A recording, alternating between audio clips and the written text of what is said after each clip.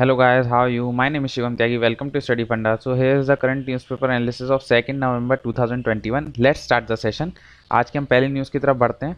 Actually पहली नहीं है, रोज डेली ये न्यूज़ आ रही थी, लेकिन ऐसा अनुमान कर रहे थे हम लोग जो कि इंडिया जो है कोई टारगेट फिक्स नहीं करेगा, लेकिन उस अनुमान जो है वो गलत हो गया सारे न्यूज़पेपर वालों का. इंडिया ने क्या बोला कि इंडिया अचीव कर लेगा नेट जीरो एमिशन बाय 2070.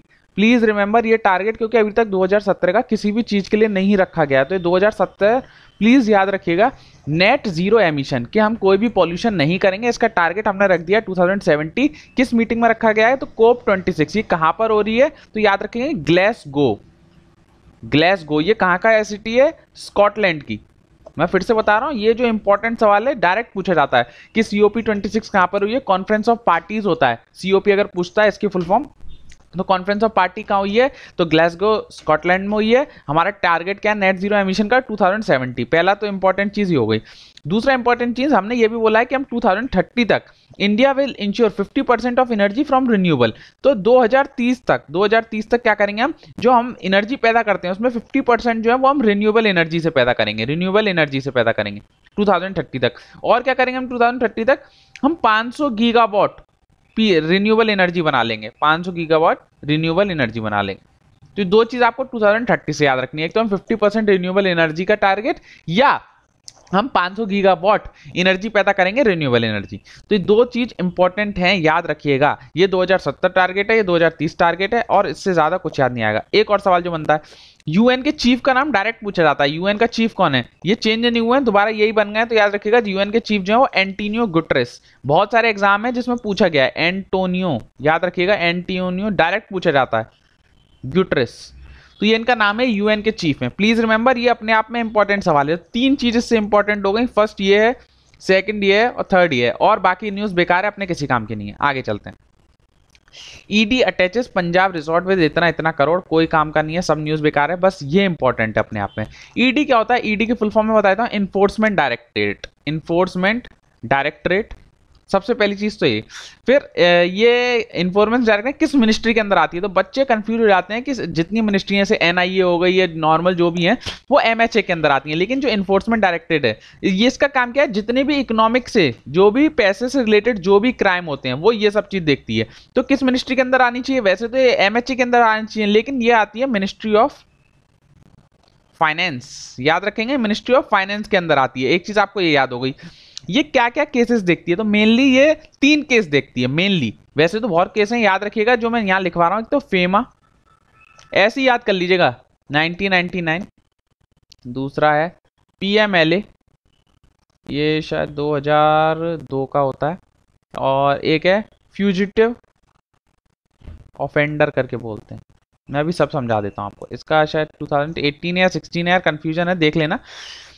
तो फेमा, ये 3 केस मेनली तो ये 2 ही देखती थी. अभी तीसरा भी याद करना पड़ गया क्योंकि ये जो नीरव मोदी वाला जो है मामला, उसके चक्कर में ये वाला हमें याद करना पड़ गया एक्ट, वरना हम याद नहीं कर रहे थे. तो फेमा क्या होता है? फेमा होता है फॉरेन एक्सचेंज मैनेजमेंट एक्ट. याद रखिएगा, जो भी हम बाहर से पैसा इंडिया में आता है उसमें ईडी का रोल होता है. तो अगर उसमें कोई धोखाधड़ी है तो ईडी आएगी. तो फॉरेन एक्सचेंज मैनेजमेंट एक्ट 1999.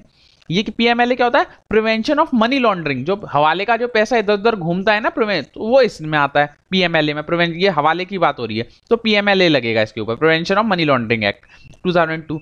और फ्यूजिटिव ऑफेंडर्स वाला वो है कि अगर जैसे मान के चलिए नीरव मोदी, अब नीरव मोदी हमारा घपला करके चला गया, तो अब उसकी जो संपत्ति है, उसकी जो नीलामी होगी, उसमें ईडी का रोल होता है. तो उसको हम बोलते हैं फ्यूजिटिव ऑफेंडर्स एक्ट. तो ये 3 जो केस हैं मुख्य, एक तो फेमा, PMLA और फ्यूजिटिव ऑफेंडर, ये तीनों केस ईडी देखती है. तो आपको ईडी का काम पता चल गया. इकोनॉमिक क्राइम देखती है, किस मिनिस्ट्री के अंदर आती है, कौन कौन से केसेस ये देखती है. तो मेनली 3 केसेस देखती है, और इससे ज्यादा कुछ नहीं पूछा जाएगा. आगे चलते हैं. Sign off on Paris rule book says basic. तो अब ये बेसिक क्या चीज है? जैसे हमारा होता है ना सार्क नेशंस है, ब्रिक्स नेशन है, ऐसी ये नई बेसिक नेशंस हो गए. तो बेसिक कौन से हैं? डेवलपिंग नेशन है. ये अपने भूपेंद्र यादव है, ये एनवायरमेंट मिनिस्टर है, तो इन्होंने इसका नाम ले दिया कि ये बेसिक कंट्रीज हैं. तो बेसिक में कौन कौन सी आती हैं? बस याद रखिएगा, BA से ब्राजील, S से साउथ अफ्रीका, I से इंडिया, C से चाइना. तो याद रखिएगा टोटल 4 कंट्रीज हैं बेसिक में. ये इन्होंने नाम ले दिया कि बेसिक डेवलपिंग कंट्री हैं, ये ऐसा करेंगी वैसा करेंगी. अपने किसी काम का नहीं है, अपने काम का क्या है? बस बेसिक में कितनी कंट्रीज आती हैं वो याद रखना है. ये सारी बात जो हो रही है वहीं हो रही है. COP 26 कहाँ हो रही है? ग्लासगो में हो रही है. ग्लासगो कहाँ पर है? स्कॉटलैंड में. मैं इतनी बार बता चुका हूँ. अब नहीं भूलना चाहिए। और UNFCCC के बारे में मैं अलग से एक लेक्चर लूंगा, ये बहुत ज्यादा न्यूज में आ रहा है। तो UNFCCC ये क्या है, कैसे फॉर्मेशन हुआ इसका, ये सब मैं अलग से बताऊंगा। तो UNFCCC आप घबराइएगा मत, अभी केवल फुल फॉर्म याद कर लीजिए UNFCCC की क्या होती है। मैं यहाँ रफ कर देता हूँ, United nation framework convention on climate change. बस आप इतना याद कर लीजिए, इसके बारे में डिटेल मैं आगे आपको लेक्चर में दे दूंगा। आगे चलते हैं, एक second. Rescue guide launch for Ganges river dolphin. तो रेस्क्यू गाइड लॉन्च हो चुकी है फॉर गैंगेज रिवर डॉल्फिन, ये शायद कल भी मैंने बताई थी। तो कल जो मैं बात कर रहा था वो इंडस रिवर डॉल्फिन की बात कर रहा था, आज जो मैं बात कर रहा हूँ आज गैंजेस। देखिए वही मैंने कल आपको पूरा समझा दिया था, इंडस बोल रहा था न्यूज़पेपर में, लेकिन मैंने आपको गैंजेस भी समझा दिया था। लेकिन आज के न्यूज़पेपर में देखिए गैंजेस की बात आ गई। तो जो बच्चा डेली न्यूज़पेपर पढ़ता है उसे कहीं ना कहीं तैयार हो जाता है। मैं तो ये आई भी नहीं थी न्यूज़, कल ही मैंने आपको इसीलिए गैंजेस के बारे में पढ़ा दिया था, लेकिन आज आ गई है न्यूज़। तो वही जो कल चीजें मैंने पढ़ाई थी वो आज आप अपने साक्षात्कार सामने देख लीजिए, न्यूज़पेपर में आई है। तो IUCN की इंडेंजर्ड कैटेगरी में आता है, इंडेंजर्ड कैटेगरी में आता है, शेड्यूल 1 में आता है, wild life protection act schedule 1 1972।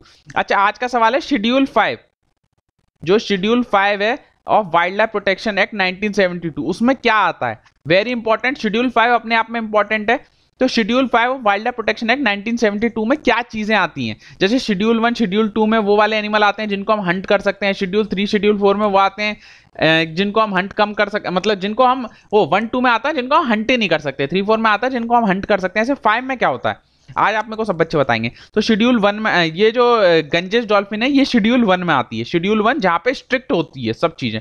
और अपेंडिक्स 1 में आता है, अपेंडिक्स 1 ऑफ सिटीज क्या होता है ये अलग, फिर ये सब एनवायरमेंट के पार्ट हैं। अब ये मैं एक सोच रहा हूँ कि आपका एक एनवायरमेंट का लेक्चर ही ले लूँ जिसमें ये सारे टर्म्स मैं डिस्कस करूंगा। जैसे UNFCCC ये इंपॉर्टेंट वर्ड है, एक सिटीज ये क्या होता है ये भी इंपॉर्टेंट है, एक CMS convention of migratory species ये इंपॉर्टेंट है, और एक UNCCD ये United nation convention on combat desertification. तो ये 5 और 6 और जो पॉइंट है इनका मैं अलग से एक लेक्चर लेने वाला हूँ एनवायरमेंट का बहुत जल्दी। तो उससे आपको ये सारे वर्ड क्लियर हो जाएंगे कि ये सिटीज के अपेंडिक्स 1 में क्यों आ रही है, ये सब चीज। ठीक है, अभी आप याद कर लीजिए कि शेड्यूल 1 में है wild life protection act 1972, cities के अपेंडिक्स 1 में 1 याद रखिएगा, 1 जो होता है उसमें सबसे ज्यादा प्रोटेक्शन होती है। कहाँ कहाँ पाई जाती है, जैसे मैंने आपको कल बताया था, गैंजेस में, ब्रह्मपुत्र में और मेघना, Karnaphuli Sangu river system of India, Nepal and Bangladesh. तो ये दो आपको याद रखने पड़ेंगे, एक तो गैंजीज, ब्रह्मपुत्र और सांगू, और वो मेघना, गैंजीज, ब्रह्मपुत्र और मेघना, सॉरी इसको रफ कर लीजिए, गैंजेस, ब्रह्मपुत्र और मेघना, ये तीन एक रिवर सिस्टम बन गया। दूसरा है करनफुली और सांगू रिवर सिस्टम, ये 3 कंट्रियों से है, नेपाल, इंडिया और बांग्लादेश। मेनली मैंने आपको कल ये सब समझा ही दिया था, वही चीज इसमें है। और तो इसमें कुछ याद करने की जरूरत नहीं है। ठीक है, इतना ही है, ये कल जो मैंने बताया था वही है, बस आज आपको साक्षात यहाँ सामने दर्शन हो गए, और कोई इसमें नई चीज नहीं है। आगे चलते हैं।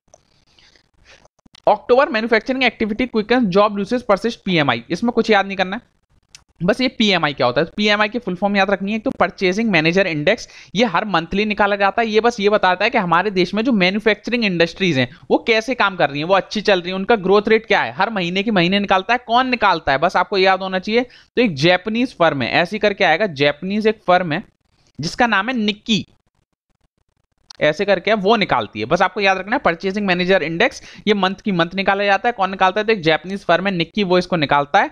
ये बताता है कि अपने देश में मैन्युफैक्चरिंग जो सेक्टर है वो कितना स्ट्रांग चल रहा है हर महीने के महीने। ठीक है, और इससे ज्यादा कुछ याद करने की जरूरत नहीं है, सब बकवास है।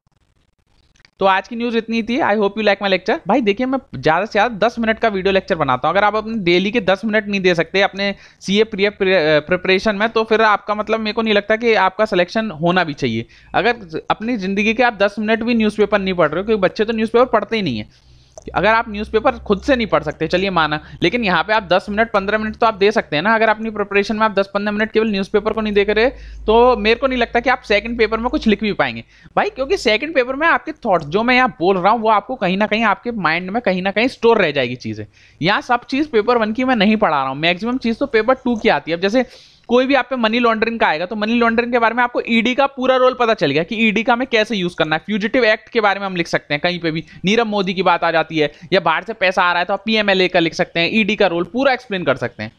तो ये चीज होती है केवल न्यूज़पेपर सुनने की। आप खुद से पढ़ेंगे तो आप कहीं ना कहीं वो पॉइंट मिस कर देंगे। तो जो बच्चा देखना चाहे देखा, मैं वो चीज रोज रोज बोल के वो हो गया हूँ, ऑब्सेशन हो गया है। चलिए कोई बात नहीं, मेरे को इंस्टाग्राम पे फॉलो कर सकते हैं। Also follow study fund on Telegram Instagram, so you can get the latest update. आगे पढ़ते रहिए, मेहनत करते रहिए, जो पढ़ेगा वो बढ़ेगा, वो आगे बढ़ेगा, वही असिस्टेंट कमांडेंट बनेगा।